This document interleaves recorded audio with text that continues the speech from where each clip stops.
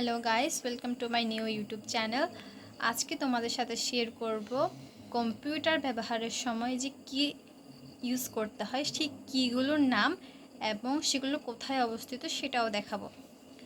ফার্স্টে আমি বলে দিচ্ছি যে এখানে কি থাকে। প্রথমে আছে escape, function, enter, backspace, delete, print screen, scroll, indicator, Windows, space bar, menu, control, shift, arrows এবং নাম্বার প্যাড।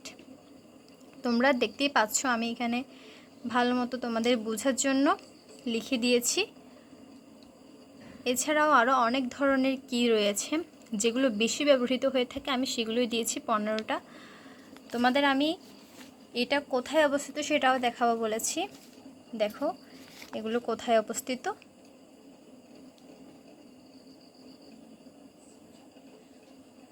কোনটা কোথায় অবস্থিত আমি তোমাদের বোঝার জন্য প্রিন্ট করে দেখাচ্ছি। অনেকে আছে যে কম্পিউটারের মধ্যে বুঝে না, তাই আমি এটা প্রিন্ট করে তোমাদের ভালো মতো দেখাচ্ছি।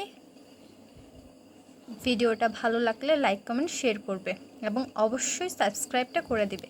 Thank you for watching.